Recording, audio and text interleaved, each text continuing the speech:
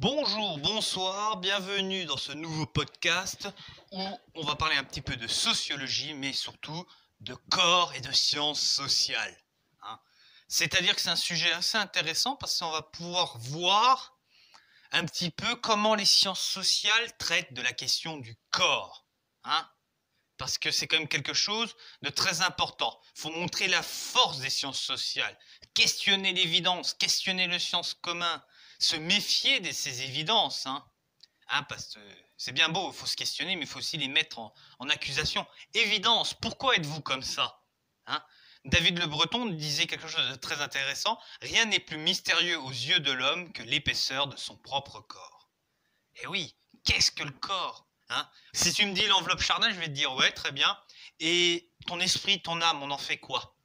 Donc là, ça va être toutes ces questions-là qui vont être abordées durant cet épisode, parce qu'il n'y a pas que le biologique, il faut aussi penser au mental, penser un petit peu à l'anorexie ou à l'hystérie, qui ont des effets sur le corps, mais qui n'ont rien de physique. L'anorexie, l'hystérie, c'est pas quelque chose que tu peux prendre, que tu peux toucher. Donc il y a diverses approches anthropologiques, sociologiques et historiques. Le corps est un instrument général de compréhension du monde, et mon épisode va être divisé en deux temps. Premièrement, le corps et la culture, et deuxièmement, le corps et l'histoire. Alors, je vais vous parler de corps et de culture maintenant. Il y a une relativité avec le rapport avec le corps. On va s'éloigner un petit peu de notre culture. Je vais parler des Woudabés au sud du Niger. C'est des nomades, et durant une cérémonie, ils se retrouvent dans un lieu différent tous les ans, loin des routes, et tout commence par un acte de guerre symbolique, avec des jeux de danse, de chant, de grimaces, des gestes qui ne sont pas reproductibles par n'importe qui sont acquis, liés à la socialisation et à l'éducation des parents. Les femmes regardent cela avec des mains semi-ouvertes et le vainqueur a celui qui a les expressions les plus fines. Les femmes peuvent partir avec un nouvel homme. Bon, vous allez me dire, on n'a rien inventé en Europe, ils le font déjà. Mais nous, c'est pour des raisons autres qu'il y a des belles grimaces. Mais c'est là où on voit un petit peu la différence sociale. Ça permet de favoriser le mélange entre lignages, la fausse guerre et pour éviter la vraie guerre. Et là, ça c'est très important. On fait semblant pour éviter le vrai. Les expressions du visage sont différentes selon les cultures. Par exemple, on prend le clin d'œil. Le clin d'œil a énormément de signification. Quand tu fais un clin d'œil dans différents endroits du monde, ça ne veut pas dire la même chose. Les gestes sont identiques, mais il y a une interprétation qui est différente. Et c'est très important de se mettre ça dans l'esprit. Nous, occidentaux, qui pensons avoir la science infuse, non. Il y a peut-être des trucs qui sont semblables à travers les cultures, mais nous ne devons pas imposer notre vision. Je vais vous citer Marcel Mauss avec l'expression obligatoire des sentiments en 1921. Les émotions sont des sentiments qui s'imposent selon l'éducation, la socialisation et le mimétisme. Bah oui, il n'y a rien de vraiment naturel. Des fois, on a des obligations d'avoir des sentiments pour un deuil, par exemple. Tu as l'enterrement de quelqu'un. Bon, c'était pas franchement ton ami et qu'il est passé l'arme à gauche. Bon, c'est moche, mais bon, tu vas pas te mettre quand même à chialer pour le gars. Tu lui as craché dessus tout le temps qu'il était vivant. Tu lui as mis 15 kilos de molar dans le dos. Le jour de son enterrement, t'écrases comme une petite larme quand même parce que ça le fait pas autrement. Tu peux pas arriver à dire ouais je l'ai jamais aimé, c'était un abruti. Tu peux pas le tailler. Puis il y a une obligation obligatoire des sentiments quoi. Et c'est instinctivement, c'est pas ton esprit c'est pas toi qui va te dire d'un coup ah ouais là faut que je pleure, ah ouais là faut que je sois triste. Non. C'est ton cerveau, ton inconscient qui va te dire bon, là il y a situation A, il y a sentiment A, il y a situation B, il y a sentiment B. Et ça arrive avec l'âge adulte, avec l'expérience. 1934, les techniques du corps, toujours Marcel Mauss, qui a été soldat en 14-18. Au moment où j'écris cette vidéo, où je fais cette vidéo, on est le 12 novembre, donc autant vous dire que le timing est un peu bizarre. On est surpris par les capacités du corps. Voilà, Marcel Mauss est littéralement surpris quand il voit les autres soldats, par exemple, creuser des tranchées ou marcher selon des techniques différentes. Il se dit, ah ouais, là, il y a une différence culturelle et tout cela. Il a remarqué qu'il y avait des techniques du corps qui sont propres à chaque culture et différentes. Hein. Le corps a un potentiel physique et doit être actualisé par la socialisation et le mimétisme. Hein.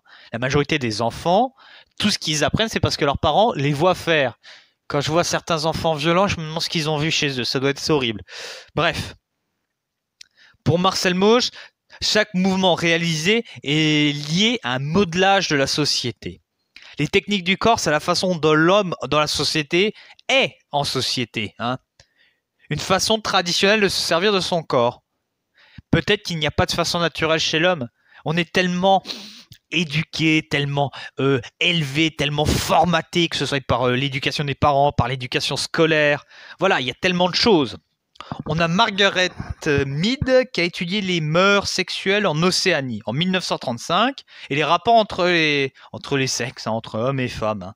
Elle a 3 ethnies. Alors les Arapesh qui sont plus tendres entre eux, les Mundu Gumor, là c'est plus opposé, c'est un peu moins tendre, et les Chamboulis où il y a une différenciation des sexes, hein, marquée. L'homme est à la création artistique, la femme dans l'économie. Hein. Les différences entre les sexes, les différences entre hommes et femmes ne sont pas culturelles, c'est naturel. Hein. Parce que, oui, en société occidentale, on parle beaucoup de patriarcat, de domination du mal et tout. C'est culturel. Tu vas dans d'autres sociétés, c'est différent. Faut pas généraliser. Hein. Donc, c'est la grande force de l'anthropologie parce que ça permet de confronter l'Occident aux différents. Donc, toujours sur cette dynamique culturelle, je vais vous parler un petit peu de corps et de société. Par exemple, on a Robert Hertz, hein, qui parlait de la prééminence de la main droite par rapport à la main gauche.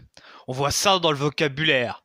Quelqu'un qui a une grosse valeur morale, on appelle ça de la droiture. Quelqu'un de maladroit, on appellera ça de la gaucherie. Je me rappelle de tous les clichés que j'ai pris dans la tronche quand j'étais minot, parce que j'étais gaucher. On m'a dit que j'avais du mal à apprendre à écrire parce que j'étais gaucher. Hein. Et ça remonte à la fin des années 90. Hein. On a Erwin Goffman, qui fonde la microsociologie. Hein, et la sociologie commence dès qu'il y a 2 personnes. Hein. Le monde social est un théâtre, hein, où chacun joue un rôle et on essaye de ne pas perdre la face. Hein. Là, ça doit parler à beaucoup de monde qui regarde cette vidéo. J'espère hein, qu'il y a beaucoup de monde qui regarde cette vidéo. Dans le sens où on joue tous, enfin la majorité des gens, hein, c'est un de mes grands drames, c'est que moi je ne joue pas un rôle. C'est-à-dire je suis ce que je suis à l'extérieur, je le suis un petit peu à l'intérieur. Même s'il y a quand même un peu de pudisme, un peu de surtout un peu de pudeur, tout ce qui concerne mes souffrances et tout ça. Mais voilà, beaucoup de monde sont à double face. Hein. Tu vois des mecs au travail, ils sont confiants d'eux, c'est des dominateurs, ils ont un comportement, quoi, ils ont un caractère. Et chez eux, c'est des petits chats, quoi. En gros, à l'extérieur, c'est des gros tigres sauvages et bien vénères. Et de chez eux, c'est des petits chatons tout mignons, tout doux. Hein. Ouais, et puis on a l'inverse. On a des gars qui, au boulot, s'écrasent, sont des véritables cucks. Mais chez eux, c'est les derniers des enfoirés parce qu'ils compensent. Hein. On le voit aussi, par exemple, à l'école, où il y a des enfants qui font des bêtises à l'école parce que chez eux, ils sont extrêmement bridés. Enfin voilà, on peut le voir dans pas mal de choses. Hein. C'est véritablement un théâtre. On essaye de pas perdre la face. On joue un petit peu un rôle parce que on a quand même une image de nous à donner. Hein. Il y a aussi comment les gens se présentent et se définissent des interdits et des possibles. Là, tout est lié vraiment à la société où on est. Il y a des choses qu'on ne pourrait pas faire en Europe, qu'on peut faire en Afrique et inversement, parce que ce serait mal vu. Il y a des interdits liés à la société, il y a des choses qui sont possibles et d'autres qui ne le sont pas. Hein. Il y a une interface privée-publique qui est très ritualisée. Hein. C'est-à-dire que voilà, il y a moins de place possible au hasard. On évite de se retrouver face à énormément de problèmes. Alors maintenant, je vais vous parler d'un de mes auteurs préférés, hein, qui est Pierre Bourdieu, hein, qui avait défini les habitus, hein, que je trouve quelque chose de magnifique. Hein. Alors, un habitus, ça désigne une manière d'être, une allure générale, une tenue, une disposition de l'esprit. Hein. Voilà, c'est un petit peu tout ton package mental. Hein. Hein. C'est l'usage social est différent selon la classe, le corps, et c'est profondément social. Il y a de l'interaction. Hein. Voilà, l'habitus, c'est littéralement une sorte de cage qui définit un petit peu ton comportement. Hein. Et cette cage évolue selon où tu te trouves dans la société, quoi. Hein. L'habitus du patron de Total est différent d'un gars qui est au RSA. Hein. Parce qu'il n'y a pas du tout la même mode de vie, la même culture. Donc, on va finir par la partie que j'aime le plus, corps et histoire, hein, parce qu'on reste dans mon domaine. Hein. Point de vue du savoir scientifique. Hein. Il y a une véritable évolution sur la vision du corps. Hein. Il y a encore quelques siècles de cela, on pensait que notre état de santé était lié à des humeurs, qu'on enlevait du sang, on enlevait du mal. Hein. Il y a même certains qui préconisaient des saignées de 5 litres. Hein. Je dois vous dire qu'au bout de 3 litres et demi, le patient commençait à être un petit peu pas bien. Mais bon, on va dire qu'ils expérimentaient. Hein. Il y a toute l'histoire du corps idéalisé, du corps souffrant. Mais j'ai pas trop envie de vous casser la tête avec des notions sociologiques complexes. On va prendre des exemples simples et variés. Le bronzage. Pendant longtemps, être bronzé, c'était être un paysan, c'est-à-dire être un pauvre. Hein. Les femmes de la société étaient très blanches. Pensons à Agnès Sorel, la maîtresse de Charles VII, hein, qui avait une peau extrêmement blanche. C'est signe de beauté. Hein. Alors qu'aujourd'hui, il y a une totale évolution. Aujourd'hui, être bronzé, c'est on se paye des vacances. Alors, si on est bronzé en hiver, qu'il fait vraiment un sale temps, qu'il fait tout le temps nuit, gris, nuageux, c'est qu'on a de l'argent pour courir après le soleil. Bon, vous allez me dire, on peut aussi aller à la montagne et ressembler à une vieille merguez. Mais bon, normalement, si tu as un bon bronzage bien uni de tout le corps, c'est que tu es parti aux Bahamas. Hein.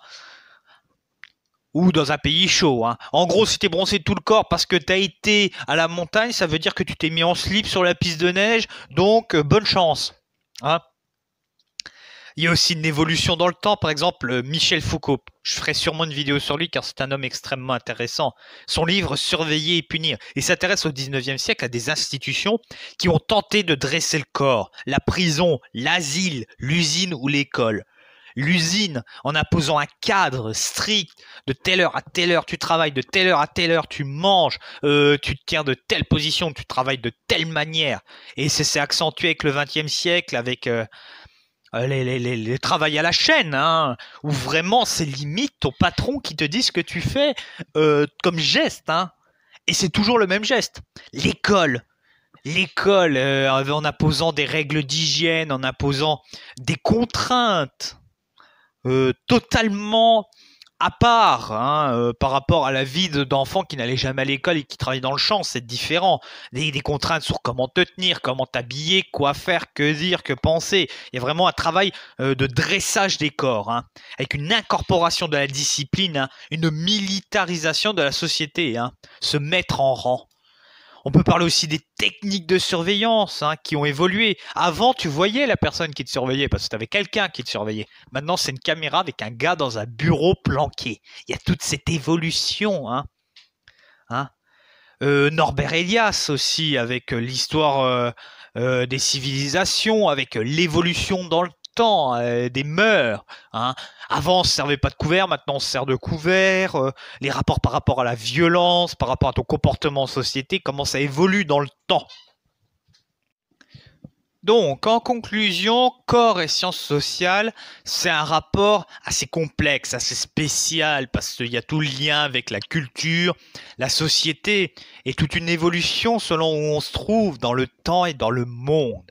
Mais vous devez retenir que le corps, ça va plus loin que des os, de la chair et des muscles. Hein. Il y a bien plus de constructions complexes. N'ayez crainte, ces constructions complexes ne vont pas vous manger la vie parce qu'elles sont innées. Elles viennent du plus profond de votre esprit. J'espère que cette vidéo vous a plu. Si elle vous a plu, abonnez-vous, likez, partagez, faites de la pub pour la chaîne. Ciao!